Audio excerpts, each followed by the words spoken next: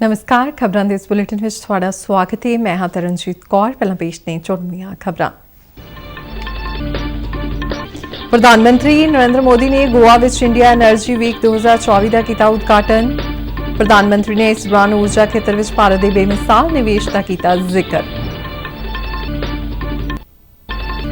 सेहत और परिवार भलाई मंत्री डॉक्टर मनसुख मांडविया ने कहा है कि सरकार देश भर में सस्तियां ते आसान से सेवावां प्रदान करने लई एक संपूर्ण दृष्टिकोण नाल काम कर रही है।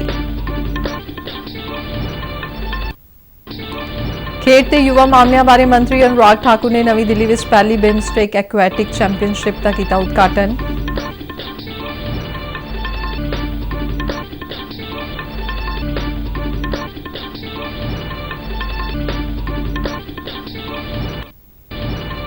पंजाब सरकार वालों किसी भी किस्म की जमीन जायदाद की रजिस्ट्रेशन लिए कोई इतराज नहीं दे सर्टिफिकेट की शर्त खत्म करने का लिया फैसला। आर्मी पश्चिमी कमांड वालों वक्-वक् फौजी हस्पतालों में कैंसर जागरूकता ते स्क्रीनिंग प्रोग्राम करवाए गए। ते हुण खबरां विस्तार नाल। प्रधानमंत्री नरेंद्र मोदी ने गोवा विच इंडिया एनर्जी वीक 2024 का उद्घाटन किया। ऊर्जा खेतर में अगे वधन की वचनबद्धता वाला एक महत्वपूर्ण उपराला है। इस मौके प्रधानमंत्री ने ऊर्जा खेतर में भारत के बेमिसाल निवेश का जिक्र किया। उन्होंने कहा कि भारत इस खेतर में इन्ना निवेश कर रहा है जिन्ना पहला कदे नहीं होया। उन्होंने कहा कि भारत देश भर में सस्ती ऊर्जा को यकीनी बना रहा है। प्रधानमंत्री मोदी ने कहा कि विश्व में सब तो वध आबादी वाला देश होने के बावजूद भारत की कार्बन निकासी दर सिर्फ 4% है। एक कमाल की प्राप्ति है। प्रधानमंत्री ने ऊर्जा मुद्दों ते दिशा प्रदान करने में एक ग्लोबल लीडर वजों भारत की भूमिका भी नोट किया।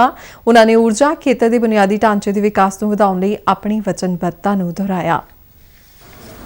पिछले कुछ वर्षों में भारत में बायोफ्यूल्स का एडॉप्शन तेजी से बढ़ा है।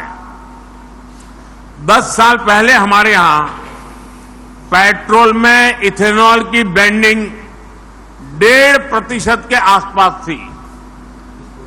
2023 में ये 12% से अधिक हो गई है। इससे लगभग 42 million metric tonne carbon emission घटा है। प्रधानमंत्री नरेंद्र मोदी ने अपने गोवा दौरे दौरान 1330 करोड़ रुपए के प्रोजेक्टों की शुरुआत की थी। इस मगरों उन्होंने विकसित भारत विकसित गोवा 2047 प्रोग्राम को संबोधन किया। प्रधानमंत्री नरेंद्र मोदी ने कहा कि सिक्ख्या सेहत और सैर सपाटे नाल जुड़े प्रोजेक्ट विकास को होर रफ्तार देंगे। उन्होंने कहा कि भारत में हर तरह का टूरिज्म एक ही देश में इक्को भी वीजे ते उपलब्ध है। प्रधानमंत्री ने कहा कि भारत आज विश्व के विकास की नीति भी निर्धारित कर रहा है। उन्होंने कहा कि कौमांतरी पद्धर के माहिर भारत की विकास गाथा को लेके उत्साहित ने। शिक्षा, स्वास्थ्य और पर्यटन से जुड़ी ये परियोजनाएं गोवा के विकास को और रफ्तार देगी। आज यहां नेशनल इंस्टीट्यूट ऑफ टेक्नोलॉजी और national institute of water sports के कैंपस का उद्घाटन हुआ है। सेहत और परिवार भलाई मंत्री डॉक्टर मनसुख मांडविया ने कहा कि सरकार देश भर में सस्तियां और आसान सेहत सेवावां प्रदान करने लई एक संपूर्ण दृष्टिकोण नाल काम कर रही है। राज्यसभा में डॉक्टर मांडविया ने कहा कि देश में 1,64,000 तो वध आयुष्मान आरोग्य मंदिर चलाए जा रहे हैं।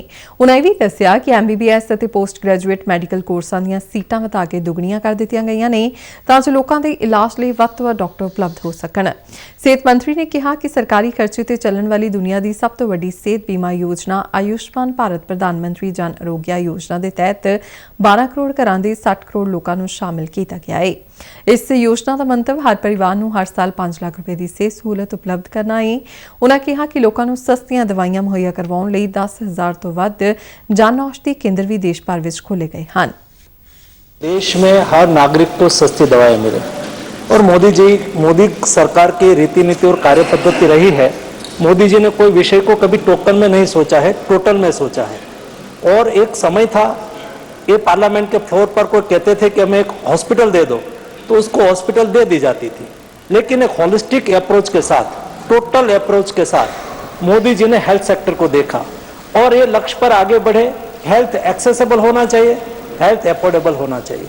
हेल्थ ਸਰਕਾਰ ਨੇ ਪਿਛਲੇ 10 ਸਾਲਾਂ ਵਿੱਚ ਔਰਤਾਂ ਦੀ ਭਲਾਈ ਲਈ ਕਈ ਕਦਮ ਚੁੱਕੇ ਨੇ ਅਤੇ ਔਰਤਾਂ ਦੀ ਅਗਵਾਈ ਵਿੱਚ ਵਿਕਾਸ ਤੇ ਧਿਆਨ ਕੇਂਦਰਿਤ ਕੀਤਾ ਹੈ।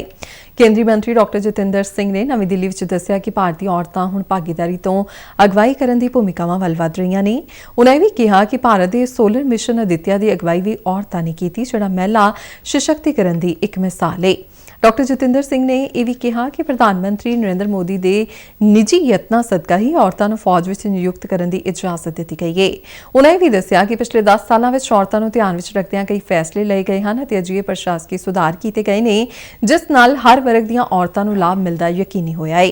ਉਨ੍ਹਾਂ ਕਿਹਾ ਕਿ ਪ੍ਰਧਾਨ ਮੰਤਰੀ ਨਰਿੰਦਰ ਮੋਦੀ ਨੇ ਦੇਸ਼ ਵਿੱਚ ਸਿਰਫ 4 ਜਾਤੀਆਂ ਦਾ ਜ਼ਿਕਰ ਕੀਤਾ ਹੈ, ਜਿਨ੍ਹਾਂ ਵਿੱਚ ਔਰਤਾਂ, ਨੌਜਵਾਨ, ਕਿਸਾਨ ਅਤੇ ਗਰੀਬ ਸ਼ਾਮਲ ਨੇ ਅਤੇ ਦੇਸ਼ ਦੀ ਤਰੱਕੀ ਇਹਨਾਂ ਦੇ ਵਿਕਾਸ ਨਾਲ ਜੁੜੀ ਹੋਈ ਹੈ। एक ही बरस के भीतर 4 लाख महिला शौचालय निर्माणित हुए। आज महिलाओं के लिए शौचालयों की संख्या और कुल मिलाकर इन परिवारों के लिए लगभग 12 करोड़ तक पहुंच गई और इन शौचालयों के माध्यम से न केवल स्वास्थ्य की चिंता होती है, सुरक्षा भी मिलती है, सुविधा भी। ਖੇਡ ਤੇ ਯੁਵਾ ਮਾਮਲਿਆਂ ਬਾਰੇ ਮੰਤਰੀ ਅਨੁਰਾਗ ਠਾਕੁਰ ਨੇ ਨਵੀਂ ਦਿੱਲੀ ਵਿੱਚ ਪਹਿਲੀ ਬਿਮਸਟੈਕ ਐਕੁਐਟਿਕ ਚੈਂਪੀਅਨਸ਼ਿਪ ਦਾ ਉਦਘਾਟਨ ਕੀਤਾ। ਇਸ ਚੈਂਪੀਅਨਸ਼ਿਪ ਵਿੱਚ ਦੱਖਣ ਅਤੇ ਦੱਖਣ ਪੂਰਬੀ ਏਸ਼ੀਆ ਦੇ 7 ਬਿਮਸਟੈਕ ਮੈਂਬਰ ਦੇਸ਼ਾਂ ਦੇ ਖਿਡਾਰੀ ਵੱਖ-ਵੱਖ ਪਾਣੀ ਦੇ ਮੁਕਾਬਲਿਆਂ ਵਿੱਚ ਹਿੱਸਾ ਲੈ ਰਹੇ ਨੇ। ਸਮਾਗਮ ਨੂੰ ਸੰਬੋਧਨ ਕਰਦਿਆਂ ਅਨੁਰਾਗ ਸਿੰਘ ਠਾਕੁਰ ਨੇ ਕਿਹਾ ਕਿ ਖੇਡ ਮੁਕਾਬਲੇ ਬਿਮਸਟੈਕ ਦੇਸ਼ਾਂ ਲਈ ਸਾਂਝੀ ਖੁਸ਼ਹਾਲੀ, ਨਿਰਪੱਖਤਾ ਅਤੇ ਰਵਾਇਤੀ ਸਨਮਾਨ ਲਈ ਇੱਕ ਪਲੇਟਫਾਰਮ ਦੇ ਤੌਰ ਤੇ ਕੰਮ ਕਰੇਗਾ। ਉਨ੍ਹਾਂ ਕਿਹਾ ਕਿ ਤੈਰਾਕੀ, ਗੋਤਾਖੋਰੀ ਅਤੇ ਵਾਟਰ ਪੋਲੋ ਦੀਆਂ ਖੇਡਾਂ ਨੂੰ ਬਿਮਸਟੈਕ ਦੀ ਸਹਿਣ ਸ਼ਕਤੀ, ਤਾਕਤ, ਸਹਿਯੋਗ, ਤਾਲਮੇਲ ਅਤੇ ਸੱਭਿਆਚਾਰਕ ਅਮੀਰੀ ਨੂੰ ਦਰਸਾਉਣ ਲਈ ਚੁਣਿਆ ਗਿਆ ਸੀ। ਮੰਤਰੀ ਨੇ ਹਿੱਸਾ ਲੈਣ ਵਾਲਿਆਂ ਨੂੰ ਆਪਣੀ ਸਭ ਤੋਂ ਵਧੀਆ ਖੇਡ ਦਾ ਪ੍ਰਦਰਸ਼ਨ ਕਰਨ ਅਤੇ ਹਿੱਸਾ ਲੈਣ ਵਾਲੇ ਦੇਸ਼ਾਂ ਦੇ ਸੱਭਿਆਚਾਰ ਨਾਲ ਜੁੜਨ ਦੀ ਅਪੀਲ ਕੀਤੀ। बिम्स्टेक एक्वेटिक्स चैंपियनशिप 2024 की शुरुआत आज भारत में हुई है। ये प्रधानमंत्री नरेंद्र मोदी जी ने काठमांडू में बिम्स्टेक की समिट के दौरान इसकी प्रस्तावना की थी कि ये पूरा रीजन एक साथ प्रगति और विकास करे। ये सोच लेके प्रधानमंत्री जी चले हैं, दोस्ती बढ़े, मित्रता बढ़े। मुझे लगता है बहुत अच्छा अवसर है युवाओं को एक दूसरे को जानने का, परंपराओं को, एक दूसरे के कल्चर को जानने का और खेलों में भी और अवसर मिलने का। ਬਿਮਸਟੈਕ ਐਕੁਐਟਿਕ ਚੈਂਪੀਅਨਸ਼ਿਪ 2024 6 ਦਿਨਾਂ ਖੇਡ ਸਮਾਗਮ ਹੈ, ਜਿਸ ਵਿੱਚ ਬੰਗਾਲ ਦੀ ਖਾੜੀ ਖੇਤਰ ਦੇ ਮੈਂਬਰ ਦੇਸ਼ਾਂ ਦੇ 400 ਤੋਂ ਵੱਧ ਖਿਡਾਰੀ ਅਤੇ ਅਧਿਕਾਰੀ ਹਿੱਸਾ ਲੈ ਰਹੇ ਨੇ। ਬਿਮਸਟੈਕ ਵਿੱਚ ਭਾਰਤ, ਬੰਗਲਾਦੇਸ਼, ਭੂਟਾਨ, ਮਿਆਂਮਾਰ, ਨੇਪਾਲ, ਸ਼੍ਰੀਲੰਕਾ ਅਤੇ ਥਾਈਲੈਂਡ ਸ਼ਾਮਲ ਹਨ। ਕੇਂਦਰੀ ਸਿੱਖਿਆ ਮੰਤਰੀ ਧਰਮਿੰਦਰ ਪ੍ਰਧਾਨ ਨੇ ਕਿਹਾ ਕਿ ਵਿਕਸਿਤ ਭਾਰਤ ਦਾ ਸਭ ਤੋਂ ਮਜ਼ਬੂਤ ਥੰਮ ਉਲਾਸ ਹੈ ਅਤੇ ਇਹ ਯੋਜਨਾ ਹੀ ਦੇਸ਼ ਵਿੱਚ ਉਲਾਸ ਯਾਨੀ ਖੁਸ਼ੀ ਲਿਆਵੇਗੀ। ਨਵੀਂ ਦਿੱਲੀ ਵਿੱਚ ਉਲਾਸ ਮੇਲੇ ਦੇ ਸੈਸ਼ਨ ਨੂੰ ਸੰਬੋਧਨ ਕਰਦਿਆਂ ਧਰਮਿੰਦਰ ਪ੍ਰਧਾਨ ਨੇ ਕਿਹਾ ਕਿ ਸਰਕਾਰ ਦਾ ਮੰਤਵ ਅਗਲੀ ਮਰਦਮਸ਼ੁਮਾਰੀ ਤੱਕ ਦੇਸ਼ ਵਿੱਚ ਸਾਖਰਤਾ ਦਰ ਨੂੰ 100% ਤੱਕ ਵਧਾਉਣ ਦਾ ਟੀਚਾ ਹੈ। ਕੇਂਦਰੀ ਮੰਤਰੀ ਨੇ ਕਿਹਾ ਕਿ ਦੇਸ਼ ਵਿੱਚ ਡਿਜੀਟਲ ਸਾਖਰਤਾ ਦੇਖਣ ਨੂੰ ਮਿਲ ਰਹੀ ਹੈ, ਪਰ ਇੱਥੇ 20% ਆਬਾਦੀ ਅਜੇ ਵੀ ਅਜਿਹੀ ਹੈ ਜਿਹੜੀ ਰਸਮੀ ਸੰਸਥਾਗਤ ਸਿੱਖਿਆ ਨਾਲ ਜੁੜੀ ਨਹੀਂ ਹੋਈ ਹੈ। ਉਨ੍ਹਾਂ ਕਿਹਾ ਕਿ ਸਕੀਮ ਰਾਹੀਂ ਦੇਸ਼ ਵਿੱਚ ਅਜਿਹੇ ਲੋਕਾਂ ਨੂੰ ਉਨ੍ਹਾਂ ਦੀ ਸਥਾਨਕ ਭਾਸ਼ਾ ਵਿੱਚ ਸਾਖਰ ਬਣਾਉਣ ਦੀ ਲੋੜ ਹੈ। ਉਲਾਸ ਯੋਜਨਾ ਜਨ ਸਾਖਰ ਦੇ ਆਦਰਸ਼ ਵਾਕ ਨੂੰ ਕਾਇਮ ਰੱਖਦੇ ਹੋਏ ਸਮਾਜ ਵਿੱਚ ਸਾਰਿਆਂ ਲਈ ਜੀਵਨ ਭਰ ਸਿੱਖਣ ਦੀ ਸਮਝ ਹੈ। 2 ਰੋਜ਼ਾ ਉਲਾਸ ਮੇਲੇ ਦਾ ਮੰਤਵ ਉਲਾਸ ਨਵ ਭਾਰਤ ਸਾਖਰਤਾ ਪ੍ਰੋਗਰਾਮ ਤਹਿਤ ਵੱਖ-ਵੱਖ ਕੌਮੀ ਅਤੇ ਸੂਬਾ ਪੱਧਰੀ ਗਤੀਵਿਧੀਆਂ ਨੂੰ ਪ੍ਰਦਰਸ਼ਿਤ ਕਰਨਾ ਹੈ। ਇਸ ਸਮਾਗਮ ਵਿੱਚ ਵੱਖ-ਵੱਖ ਸੂਬਿਆਂ ਅਤੇ ਕੇਂਦਰ ਸ਼ਾਸਿਤ ਪ੍ਰਦੇਸ਼ਾਂ ਦੇ 700 ਵੱਧ ਪ੍ਰਤੀਭਾਗੀਆਂ ਦੇ ਨਾਲ ਸਿੱਖਿਆ ਮੰਤਰਾਲੇ ਅਤੇ ਵੱਖ-ਵੱਖ ਸੰਗਠਨਾਂ ਦੇ 100 ਤੋਂ ਵੱਧ ਪਤਵੰਤੇ ਹਿੱਸਾ ਲੈ ਰਹੇ ਹਨ। ਇਹ ਯੋਜਨਾ ਕੌਮੀ ਸਿੱਖਿਆ ਨੀਤੀ 2020 ਦੇ ਅਨੁਸਾਰ 15 ਸਾਲ ਅਤੇ ਇਸ ਤੋਂ ਵੱਧ ਉਮਰ ਦੇ ਬਾਲਗਾਂ ਨੂੰ ਧਿਆਨ ਵਿੱਚ ਰੱਖ ਕੇ ਤਿਆਰ ਕੀਤੀ ਗਈ ਹੈ, ਜਿਹੜੇ ਸਕੂਲ ਨਹੀਂ ਜਾ ਸਕਦੇ ਜਾਂ ਰਸਮੀ ਤੌਰ ਤੇ ਸਿੱਖਿਆ ਹਾਸਲ नहीं कर सकते। देख पाया था हमारी नवोदय विद्यालय ये क्राउन ज्वेल है, ये अनमोल हीरा की खदान है। इसको जोर देना चाहिए, उसको महत्व देना चाहिए। और जिस सामाजिक पृष्ठभूमि के बच्चे स्कूल में पढ़ते हैं और जिस एलिमेंट्स में पढ़ते हैं, आज पूरा देश चिंतित है कि हमारे नन्हे बच्चे अपने एस्पिरेशन को पूरा करने की मुहिम में, उस दौड़ में लोक सभा ने जम्मू कश्मीर लोकल बॉडीज कानून सोध बिल 2024 पास कर दिता है। इस बिल का उद्देश्य जम्मू ਅਤੇ कश्मीर पंचायती राज एक्ट 1999, जम्मू ਅਤੇ कश्मीर म्यूनसिपल एक्ट 2000 ਅਤੇ जम्मू ਅਤੇ कश्मीर म्यूनसिपल कारपोरेशन एक्ट 2000 ਦੀਆਂ ਕੁਝ ਵਿਵਸਥਾਵਾਂ ਵਿੱਚ ਸੋਧ ਕਰਨਾ ਹੈ। ਇਸ ਕਾਨੂੰਨ ਦਾ ਉਦੇਸ਼ ਜੰਮੂ ਕਸ਼ਮੀਰ ਦੇ ਕੇਂਦਰ ਸ਼ਾਸਿਤ ਪ੍ਰਦੇਸ਼ ਵਿੱਚ ਪੰਚਾਇਤਾਂ ਤੇ ਨਗਰ ਪਾਲਿਕਾਵਾਂ ਵਿੱਚ ਹੋਰ ਪਛੜੀਆਂ ਸ਼੍ਰੇਣੀਆਂ OBC ਨੂੰ ਰਾਖਵਾਂਕਰਨ ਪ੍ਰਦਾਨ ਕਰਨਾ ਅਤੇ ਸੰਵਿਧਾਨ ਦੇ ਉਪਬੰਧਾਂ ਨਾਲ ਕੇਂਦਰ ਸ਼ਾਸਿਤ ਪ੍ਰਦੇਸ਼ ਦੇ ਸਥਾਨਕ ਵਾੜੀ ਕਾਨੂੰਨਾਂ ਵਿੱਚ ਇਕਸਾਰਤਾ ਲਿਆਉਣਾ ਹੈ। गृह राज्य मंत्री नित्यानंद राय ने कहा कि हुण तक जम्मू कश्मीर विच होर पछड़ियां श्रेणियां नूं नज़रअंदाज किया गया सी। इस बिल का उद्देश्य आज़ादी के 75 सालों बाद पहली बार जम्मू कश्मीर के होर पिछड़े वर्ग के नागरिकों नूं न्याय प्रदान करना है। कांग्रेस के मैंबर पार्लीमेंट जसबीर सिंह गिल ने कहा कि जम्मू कश्मीर दीआं स्थानक संस्थावां विच OBC कोटा एक चंगा कदम है। हालांकि उसने केंद्र शासित प्रदेश विच स्थानक संस्थावां विच घट गिणती सिखां की नुमाइंदगी लई कुछ प्रबंधां की मांग की। उन्होंने जम्मू कश्मीर दीआं स्थानक संस्थावां लई वित्ती खुदमुख्तियारी ਦੀ ਗੱਲ ਵੀ ਕੀਤੀ। आम आदमी क्लिनिक अमृतसर में काम कर रहे मुलाजमां वालों पंजाब सरकार के खिलाफ रोस प्रदर्शन किया गया। उन्हों का कहना है कि पंजाब दे विच आम आदमी क्लिनिक में काम करने वाले सफाई कर्मचारियों और हैल्परां नूं पिछले 4 महीनों तो तनख्वाहां नहीं दित्तियां जा रही ने, जिस दे चलते घर का गुजारा करना मुश्किल होया पिया है। मुलाजमां का कहना है कि पंजाब सरकार वालों पहलां तां वड्डे वड्डे वादे किए गए सन कि बेरोजगारां नूं नौकरियां दित्तियां जाणगियां। मुलाजमां ने कहा कि सूबा सरकार की अणदेखी ते चलदियां मुलाजमां नूं पंजाब सरकार के खिलाफ रोस प्रदर्शन करना पै रहा है, क्यों जो लोकां वालों पैसे फड़ के अपने घर का गुजारा कर रहे हैं, पर अजिहा किन्नी देर तक चलेगा। मुलाजमां ने कहा कि पंजाब सरकार लोगों को फ्री डॉक्टरी सहूलतां मुहैया करवाउण दा दावा तां कर रही है, पर इत्थे जिहड़े मुलाजम काम कर रहे हैं उन्हां नूं भी तनख्वाहां दित्तियां जाण तां जो अपने घरां दा गुजारा कर सकन। संघर्ष कर रहे मुलाजमां ने कहा कि जे उन्हां नूं पिछले 4 महीनों दीआं बनदियां तनख्वाहां ना दित्तियां गईयां तां आउण वाले समय विच सूबा सरकार के खिलाफ धरने ते प्रदर्शन होर तेज कर देणगे। तो सर साड़ी नवंबर दिसंबर जनवरी 3 महीने हो गए सैलरी नहीं आई, तो सैलरी भी कुछ ज़्यादा नहीं है, 9000 समथिंग हैगी आ, तो वो भी प्रॉपर नहीं दे रही सरकार। तो जे साडे बंदे इंपलॉय चंडीगढ़ गए, कहते चंडीगढ़ जाके गल करनी पैनी। समस्या सर है हो गया 4 महीने है, सानू चौथा महीना लग गया वै, उन्हें साड़ी 3 महीनों तो सैलरी नहीं आ रही, सानू गुमराह किया जा रहा है। कभी इधर धक्के खा, किसी दफ्तर के धक्के खा, कभी और दफ्तर के धक्के खा, कभी चंडीगढ़ धक्के खा, असी NHM तक धक्के खा के असी हार के अज तुहानू कि प्रेस ताई आपां रूबरू होए हैं। सरकार को यही मंग करते हैं हथ जोड़ के कि साडी salary sir time to time दी जाए, 1 तरीक सर साडा मिथी जाए। कह लो कि घर के कुछ भी खर्चे होण, घर दे तो भी किन्ना हथ खड़े हो गए, उन्हां दे भी साडे भी हुण हथ खड़े, किन्ना तो सर पैसे फड़ तो गुजारा कर रहे सर, ठीक है, कभी किसी पैसे फड़ गुजारा कर रहे। नुकसान सर कह लो 3 महीने दे विच भी 9000 कहिए तो फ्यूल खर्चा ही, क्योंकि किराया नहीं 500-150 किराया लग जाता आंदे जी। नैक्सट स्टैप सर हुण देखो, जे आपां ते यही रोश ही करदे फिर अगे दसांगे जी कि है कि नहीं, जे कोई सरकार नहीं साडा हथ फड़ रही तां। पंजाब सरकार ने किसी भी किस्म की जमीन जायदाद की रजिस्ट्रेशन लिए कोई इतराज नहीं तो सर्टिफिकेट की शर्त खत्म करने का फैसला किया है। इस बारे जानकारी देते हुए मुख्यमंत्री ने कहा कि यह फैसला वडेरे जनतक हित में लिया गया है ताकि यह यकीनी बनाया जा सके कि लोगों को किसी भी किस्म की परेशानी ना हो। उन्होंने कहा कि इस फैसले लिए कानूनी प्रक्रिया को पहले ही घोख लिया गया है, इस बारे होर वेरवे छेती सांझे किए जाएंगे। भगवंत सिंह मान ने कहा कि यह फैसला आम लोगों का सलाह मशवरे तो बाद लिया गया है, इन्होंने लोगों को इसका वड्डा फायदा होगा।